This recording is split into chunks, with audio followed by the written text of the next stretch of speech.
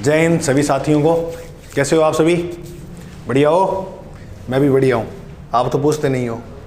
तो आज जो है देखो पहली क्लास है, तो पहली क्लास तो आपको पता है किस प्रकार होती है। शुरुआत है अभी, तो शुरुआत में ये सामान्य परिचय के प्रश्न होंगे अभी, और इसमें एनसीईआरटी का सारियों का इंक्लूड है, एनसीईआरटी। और आप ना, मैं आपको बताऊं, इसके 500 महत्वपूर्ण प्रश्न करेंगे अपने, और 500 महत्वपूर्ण प्रश्न से मैं पूरी लगभग मान के चलो राजस्थान जी की कंप्लीट करवा दूंगा आपको।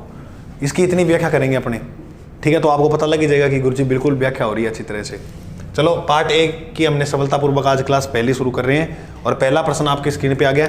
इसमें इतिहास, कल्चर वगैरह सब कुछ मिक्स होगा, तो ध्यानपूर्वक पढ़ना और साथ साथ इसको याद करने की कोशिश करना। निम्न में से किस वस्तु का संबंध कालीबंगा से नहीं है? कालीबंगा से किसका संबंध नहीं है? ठीक है, पहली बात, लकड़ी व ईंटों की नालियां मिली है, बिल्कुल लकड़ी की नालियां कालीबंगा मिली है। गाय के मुख वाला प्याला यहाँ पर मिला है, बिल्कुल सही बात है। यह कांस्य युगीन सभ्यता थी, कांस्य के दर्पण मिले, बिल्कुल सही है। बांस कहाँ से आ गया रहा इसमें? तो बांस तो यहाँ नहीं था, तो इसका राइट उत्तर क्या हो जाएगा? Option number D. ये सारे एनसीईआरटी आधारित हैं, इस पे आप ऐसे नहीं कह सकते गुरुजी ये तो हमने नहीं पढ़ा। तुमने नहीं पढ़ा होगा, कोई बात नहीं है, लेकिन ये बातें हैं। चलो अब सुनो ध्यान से। सभ्यता है जिसका नाम क्या है? कालीबंगा। कालीबंगा जो सभ्यता है वो कहाँ पर है? हनुमानगढ़ में। बोलो कौन सी नदी के किनारे है? घग्गर नदी के किनारे। सुनते रहना बात ध्यान से, और इसकी क्या क्या बात इंपॉर्टेंट है। कालीबंगा का शाब्दिक अर्थ होता है काले रंग की चूड़ियाँ। काले रंग की चूड़ियाँ। कालीबंगा किस भाषा का शब्द है? कालीबंगा जो है वो सिंधी भाषा का शब्द है। किस भाषा का शब्द है? सिंधी भाषा का। कालीबंगा को सर्वप्रथम विकास में कौन लेकर आए थे? तो सर्वप्रथम विकास में लाने का जो श्रेय जाता है वो किसे जाता है? वो जाता है एलपी टेसीटोरी को। टेसीटोरी को। और अगर आपसे प्रश्न पूछे कालीबंगा की खोज किसने की थी, तो कालीबंगा की खोज की थी अमलानंद घोष ने। 1952-53 में मिलता है, 51-52 भी मिलता है। क्लियर हुआ? कालीबंगा सभ्यता की अगर बात करें तो यहाँ पर किसकी नालियाँ मिली है? लकड़ी की। और दशरथ शर्मा ने, किसने? दशरथ शर्मा ने। दशरथ शर्मा ने सिंधु घाटी की कौन सी राजधानी बताया? तीसरी राजधानी। सिंधु घाटी की तीसरी राजधानी कहने वाले व्यक्ति जो थे वो कौन थे? दशरथ शर्मा। क्लियर हुआ? स्वास्तिका चिन्ह है वो भी किसकी देन है? कालीबंगा की ही देन है। पहला प्रश्न क्लियर। आओ दूसरे प्रश्न की ओर। दूसरे प्रश्न की अगर हम बात करें तो दूसरा प्रश्न है, आहड़ सभ्यता के बारे में कौन सा कथन असत्य है? मैं तुम्हें एक सभ्यता बताऊं जिसका नाम है आहड़। आहड़ सभ्यता जो है वो राजस्थान के उदयपुर जिले में है। देखो बाकी सभी सभ्यता नगरीय थी, जबकि आहड़ सभ्यता एक ऐसी सभ्यता है, ग्रामीण सभ्यता। कैसी सभ्यता है? ग्रामीण सभ्यता। स्थानीय लोग इसे धूलकोट कहते हैं, बिल्कुल कहते हैं। आहड़ सभ्यता का प्राचीन नाम ही क्या था? प्राचीन जो नाम था वो क्या था? धूलकोट। इसलिए स्थानीय लोग इसे क्या कहते हैं? धूलकोट। इसे महासतियों का टीला भी कहते हैं। महासतियों का टीला। अब महासती से याद रखना, महासती का मतलब होता है कि जो किसी की निशानी के साथ सती, उसे क्या कहते हैं? सती प्रथा ना। तो महासती बोलते हैं जो किसी की निशानी के साथ, जैसे किसी पगड़ी के साथ सती हुई, वो मालदे की पगड़ी के साथ उमादे हुई थी ना सती, वो वाली बात। सती प्रथा की अगर मैं आपको जानकारी दूं तो सती प्रथा पे जो राजस्थान में सबसे पहले रोक लगी थी वो 1822 में लगी थी।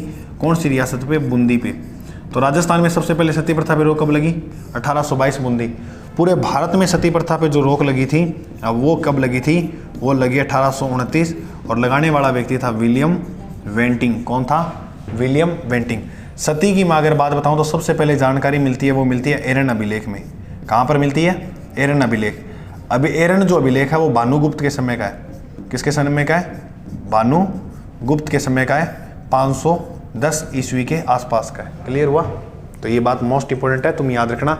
और एक लास्ट बात और याद रखना, सती रासो ग्रंथ किसने लिखा था? सती रासो जो ग्रंथ लिखा था और वो लिखा था कवि सूर्यमल मिश्रण ने। सूर्यमल मिश्रण। और सूर्यमल जी जो थे, इनका जो जन्म था वो बूंदी के अंदर हुआ था। चौहानों का इतिहास लिखे गए, ये डिंगल के कवि थे। अब बात करें आर्य सभ्यता की खोज। आर्य सभ्यता की खोज की थी AC व्यास ने। अक्षय कीर्ति व्यास द्वारा इसकी क्या की गई थी? खोज की गई थी। दूसरा, यहाँ संयुक्त परिवार प्रथा मिलती है, विद्वान नहीं थी। देखो यहाँ पर संयुक्त परिवार प्रथा विद्वान थी, 8 सभ्यता में एक घर में कितने चूल्हे मिले हैं? 6 चूल्हे। अब अपने देखो इतना बड़ा परिवार होता है तो उसमें 1-2 चूल्हे होते हैं, यहाँ 6 चूल्हे, मतलब क्या थी? संयुक्त परिवार प्रथा थी।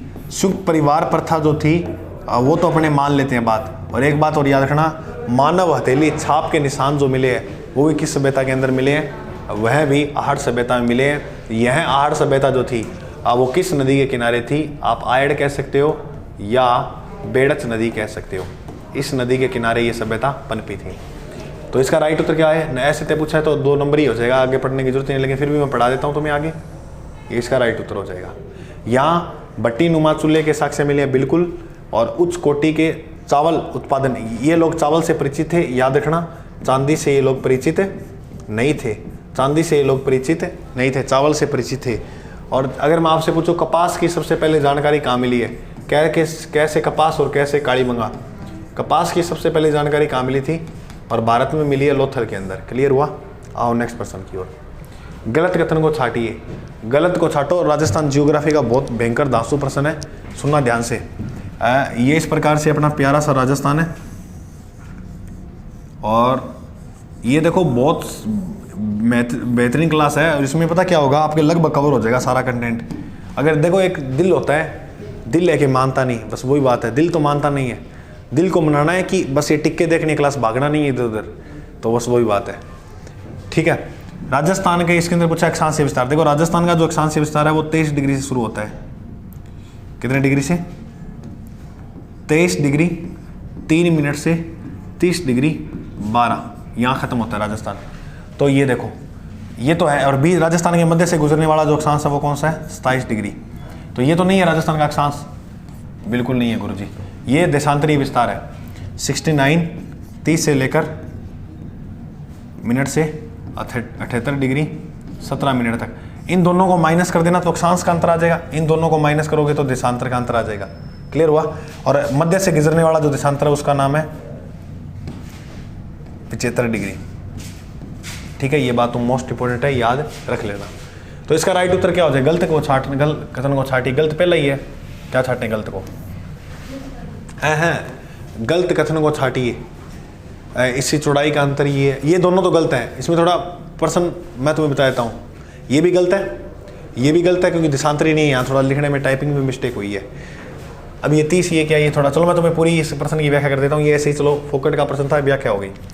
इसमें ये क्या रखा है? देखो राजस्थान की ये दिशा उत्तर है और ये दिशा दक्षिण है, ये दिशा पश्चिम है और ये दिशा पूर्व है। राजस्थान उत्तर से दक्षिण 826 किलोमीटर बड़ा है और राजस्थान पश्चिम से पूर्व 869 किलोमीटर बड़ा है।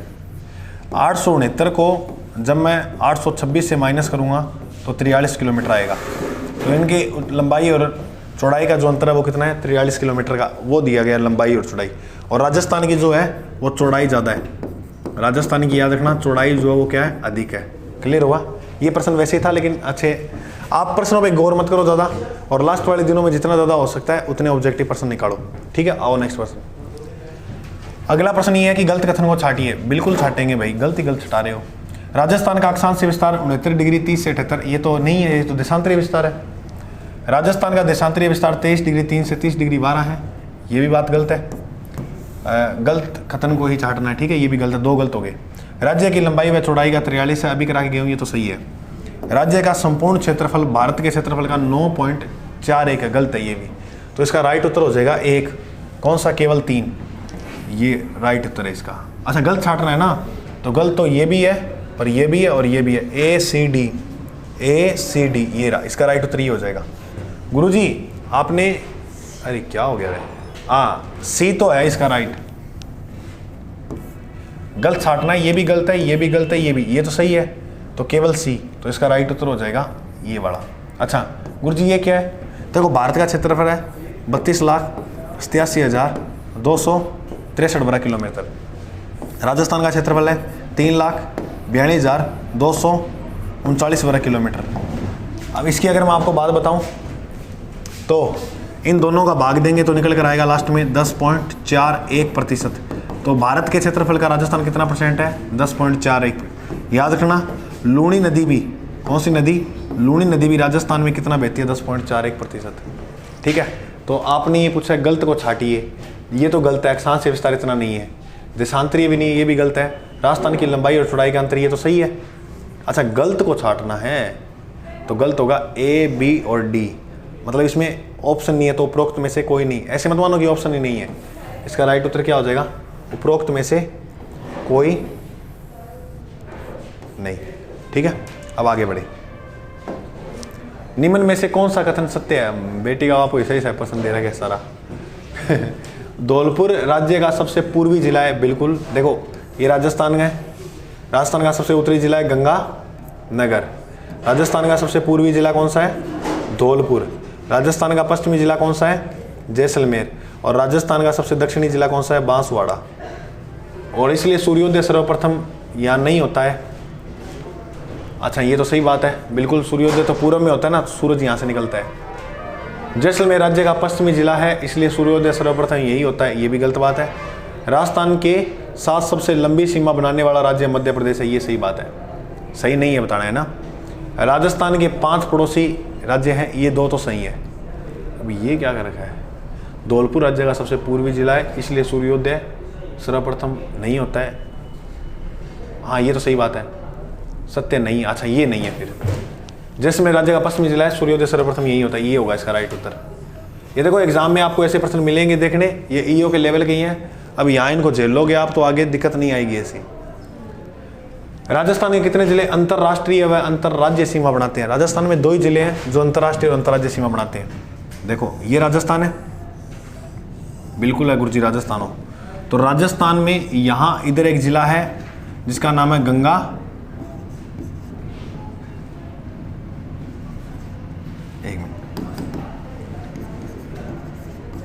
गंगानगर, और इधर एक जिला है जिसका नाम है बाड़मेर। देखो बाड़मेर की सीमा पाकिस्तान से भी लगती है और गुजरात से भी लगती है। गंगानगर की सीमा पाकिस्तान से भी लगती है और पंजाब से भी लगती है। तो अंतर्राज्यीय सीमा वो होती है जो राज्यों के साथ लगे, तो राज्यों के साथ इसकी भी लगती है। तो ये 2 जिले ऐसे हैं जो अंतर्राष्ट्रीय और अंतर्राज्यीय सीमा बनाते हैं, गंगानगर और बाड़मेर। अब मेरी बात सुनना ध्यान से। अगर प्रश्न पूछे सर्वाधिक अंतर्राज्यीय सीमा किसकी लगती है? सर्वाधिक अंतर्राज्यीय सीमा बनाने वाला जिला कौन सा है? सर्वाधिक अंतर्राज्यीय सीमा बनाने वाला जिला है झालावाड़। अब झालावाड़ से क्या क्या प्रश्न आ सकते हैं वो देखो। झालावाड़ यह एक मुसलमान अंग्रेजों द्वारा बसाई गई नवीन रियासत थी। अंग्रेजों द्वारा बसाई गई एक नवीन रियासत थी। इसकी स्थापना कब हुई थी? 1838 में। राजस्थान की जो नवीन रियासत थी उसमें से नाम आता है तो उसको किसका आता है? वो आता है झालावाड़ का। गुरुजी अगर ये प्रश्न पूछे कि राजस्थान की सबसे प्राचीन रियासत कौन सी थी? प्राचीन जो रियासत थी उस रियासत का नाम था मेवाड़। कौन सी रियासत थी? मेवाड़। तो ये तो सर्वाधिक अंतर्राज्यीय। अगर गुरुजी प्रश्न ये पूछे कि न्यूनतम अंतर्राज्यीय सीमा कौन सा बनाता है? न्यूनतम अंतर्राज्यीय सीमा बनाने वाला जिला है बाड़मेर। ये प्रश्न भी तुम याद रखना। तो नेक्स्ट प्रश्न, राजस्थान में सर्वाधिक व सबसे कम सीमा बनाने वाले राज्यों का युगम है। एक तो सर्वाधिक, एक सब। देखो सबसे ज़्यादा सीमा लगती है राजस्थान की 1600 किलोमीटर किसी राज्य की, और एक सबसे कम लगती है 89। अब 89 ये पंजाब में बोलते हैं, नई चीज़ आ गई है। कितने गई सी? पंजाब में, पंजाब की सीमा लगती है 89 और सबसे ज़्यादा लगती है मध्य प्रदेश की। तो पंजाब और मध्य प्रदेश ये लिखा हुआ। अच्छा, सर्वाधिक और कम पूछा ना, ये देखो इसमें ये प्रश्न इसलिए लाया हूँ, तुम पजल मत होना। पहले क्या पूछ रहा है? सर्वाधिक, बाद में क्या पूछ रहा है? कम। तो पहले सर्वाधिक फिर कम। अब देखो ये पजल करेगा, इतनी भी जल्दबाजी मत करना एग्जाम में कि प्रश्न गलत हो खूब। राजस्थान में सर्वप्रथम सूर्योदय व सूर्यास्त किस जिले में होता है? सूर्योदय व सूर्यास्त सर्वप्रथम जो होता है वो राजस्थान के धौलपुर जिले में होता है। कौन से जिले में होता है? धौलपुर में। और मैं एक कहानी और बता दूं, इस प्रकार से एक रेखा गुजरती है राजस्थान में। इस रेखा का नाम है कर्क रेखा। क्या नाम है? कर्क रेखा। कर्क रेखा की किरणें 2 जिलों में गुजरती है, एक तो बांसवाड़ा और दूसरा डूंगरपुर। अगर पूछे कर्क रेखा की लंबत किरणें कहाँ पड़ती है? लंबत तो बांसवाड़ा में या डूंगरपुर में, और तिरछी किरणें कहाँ पड़ती है? तिरछी किरणें जो पड़ती है वो पड़ती है गंगा नगर के अंदर। माही नदी इसको 2 बार काटती है। कर्क रेखा को 2 बार पार करने वाली नदी कौन सी है? माही नदी। राजस्थान में क्षेत्रफल में सबसे छोटा और बड़ा, ये तो कर ही लिया। अलाउद्दीन खिलजी की रणथंभौर विजय की जानकारी किस ग्रंथ के अंदर मिलती है? रणथंभौर विजय की जो जानकारी मिलती है वो मिलती है हमीर महाकाव्य में। हमीर महाकाव्य के अंदर जानकारी मिलती है। अलाउद्दीन ने रणथंभौर पर जो आक्रमण किया था वो किस लिए किया था? क्योंकि रणथंभौर में मोहम्मद शाह को शरण दे दी थी हमीर ने। मोहम्मद शाह को क्या दी गई थी? शरण। तब इसने आक्रमण किया था। यहाँ पर जो साका हुआ था वो 11 जुलाई 1301 के अंदर हुआ था। रणथंभौर का राजा जो था वो था हमीर, इसे एक अट्टी राजा भी कहते हैं। दूसरी तरफ जो खड़ा था वो अलाउद्दीन खिलजी। अलाउद्दीन खिलजी की यहाँ जीत होती है। इस जीत, ये राजस्थान का प्रथम साका था। राजस्थान का साका पहला वो यही था, और यही था राजस्थान का प्रथम जल जोहर। जल जोहर किसने किया था? रंग देवी ने या रंगा देवी ने। इसकी बेटी थी देवल देव, उसने पद्मला तालाब के अंदर दी थी जान। इस किले के बारे में कहावत तो बोली जाती है। अमीर खुसरो ने कहा था कि आज कुफर का दरवाजा, आज कुफर का गढ़ इस्लाम का घर हो गया। कुफर का गढ़ इस्लाम का घर हो गया, घर हो गया। ये बात अमीर खुसरो ने बोली थी। किसने बोली थी? अमीर खुसरो ने। और अबुल फजल ने इस किले के बारे में कहा था सभी दुर्ग नंगे हैं जबकि हैं बख्तर बंद है। रिवीजन कर रहा हूँ, फटाफट ध्यान से सुनना। ये बात अमीर खुसरो ने बोली थी कि आज कुफर का गढ़ इस्लाम का घर हो गया, यानी। और एक जसवंत सिंह के बारे में औरंगजेब ने और बोली थी, मारवाड़ का राजा था ना, आज कुफर का दरवाज़ा टूट गया। सिंपल सी बात है, याद रखना। आओ नेक्स्ट पर्सन की ओर। ग्रंथ को सुमेलित नहीं है वो बताओ। पद्मनाथ कानड़देव ने लिखा था, कानड़देव प्रबंध पद्मनाथ ने लिखा था, बिल्कुल सही बात है। जयानक ने अमीर महाकाव्य नहीं लिखा था। माँ का मतलब होता है आँखें, ये लिखा था नयन चंद्र सूरी ने। नयन चंद्र सूरी। अमीर महाकाव्य ग्रंथ किसने लिखा था? नयन चंद्र सूरी ने। खिड़िया जगह ने लिखा था वंचनिका। और विश्वेश्वर नाथ रेव मारवाड़ राज्य का इतिहास, ये लिखा गया था। बिल्कुल, रेव ने सुना ना, रेव के अनुसार मारवाड़ का पितरहंता किसे कहते हैं? मालदेव को। मालदेव ने गंगा को मारा था, तो ये पितरहंता इसके अनुसार था, पितरहंता। सिंपल सी बात है, तो इसका राइट उत्तर ये हो जाएगा। जयानक ने ये नहीं लिखा था, ठीक है। जयानक ने जो ग्रंथ लिखा था उस ग्रंथ का नाम था पृथ्वीराज विजय। पृथ्वीराज विजय जो ग्रंथ लिखा था वो लिखा था जयानक ने तो। और पृथ्वीराज राजस्व जो लिखा था वो किसने लिखा था? चंद्रवर दाई ने। पश्चिमी बंगाल की यात्रा नामक पुस्तक जो लिखी थी वो कर्नल जेम्स टोड ने लिखी थी। मोस्ट इंपोर्टेंट पर्सन है। अब बताओ कर्नल जेम्स टोड कहाँ का निवासी था?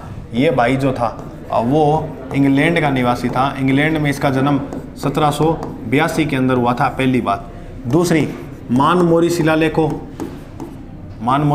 शिलालेख को समुद्र में फेंक गया था। और मानमोरी शिलालेख कहाँ लगा हुआ था? चित्तौड़गढ़ के अंदर। कहाँ लगा हुआ था? चित्तौड़गढ़ के अंदर।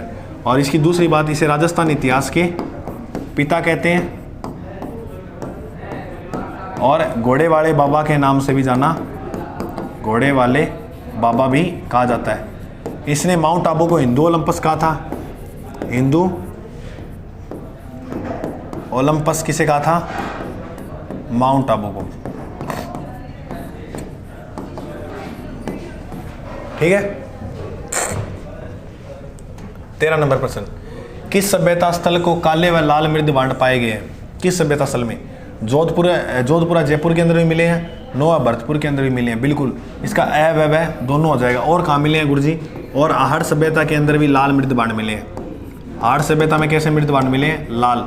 आहड़ के अंदर तांबा गलाने की भट्टी मिली है। तांबा गलाने की क्या मिली है? भट्टी। कहाँ पर? आड़ में। अब देखो, लोहे के विशाल भंडार कहाँ मिले हैं? लोहे के विशाल जो भंडार मिले हैं वो मिले हैं रेड। कहाँ मिले हैं? रेड। बताओ गुरुजी, रेड कहाँ पर है? रेड है टोंक में। इसे कहते हैं प्राचीन भारत का टाटा नगर। प्राचीन भारत का टाटा नगर। आज थोड़ा समय नहीं है, अपने थोड़ा एक प्रश्न करते हैं। कल वाली क्लास से थोड़ी अच्छी व्याख्या के साथ लाएंगे और प्रश्न भी। तो देखो, पहली क्लास से इतना लोड मत लेना, पहली क्लास में तो ये हो ही जाता है, इसलिए थोड़े प्रश्न वगैरह भी इसमें। पश्चिम बंगाल की कर्नल जेम्स टोड ये भी करा गया हूँ।